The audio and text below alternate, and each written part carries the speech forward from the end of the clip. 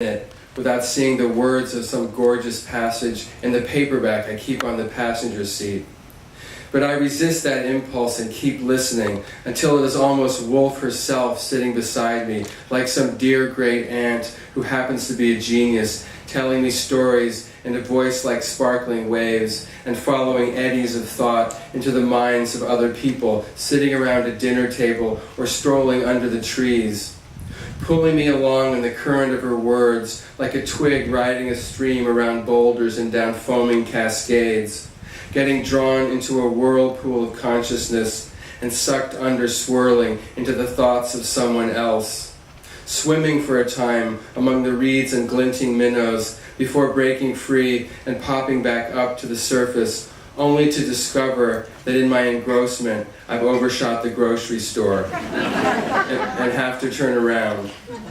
And even after I'm settled in the parking lot, I can't stop but sit there with the car idling, because now she is going over it all again, though differently this time, with new details or from inside the mind of someone else, as if each person were a hive with its own murmurs and stirrings that we visit like bees, haunting its dark compartments, but reaching only so far, never to the very heart, the queen's chamber where the deepest secrets are stored, and only there to truly know another person.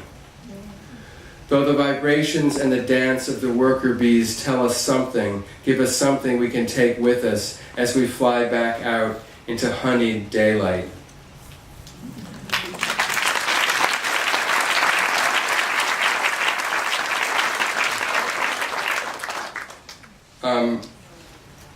And then I'll end with the last poem in this book. I don't know if you remember the first poem I read, Out Back, about the flowers. This has some of those same flowers, the foxgloves, in it. Although it's a very different kind of poem. Again, if you think about that level of engagement, that first poem was all about like not messing around with the flowers too much. This is definitely the opposite of that. It's sort of about the birds and the bees, I guess you could say. It's about trying to transplant foxgloves from the Adirondacks to Massachusetts, and they only live 2 years and they only bloom and go to seed on the second year, so that's why the speaker is kind of obsessed trying to make them go to seed. I want to thank you all for being a great audience, and thank everybody at the Hillstead, and thank everybody at Tupelo Press too. It's called cross-fertilization. It really sounds like it's about to start raining.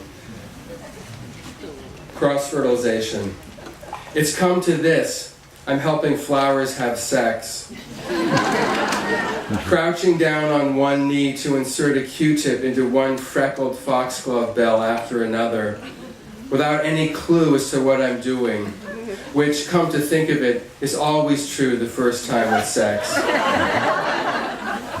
And soon Randy Newman's early song, Maybe I'm Doing It Wrong, is running through my head as I fumble and probe, golden pollen tumbling off the swab.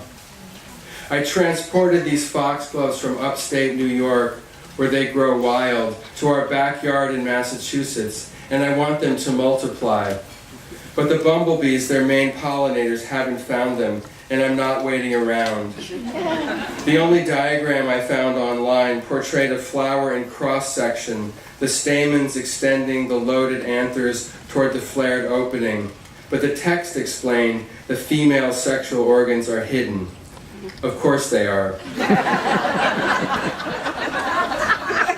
Which leaves me in the dark, transported back to a state of awkward, if ardent, unenlightenment, a complete beginner figuring it out as I go along, giggling a little and humming an old song as I stick the Q-tip into another flower, as if to light the pilot of a gas stove with a kitchen match, leaning in to listen for the small, quick gasp that comes when the flame makes contact with the source. Thank you all.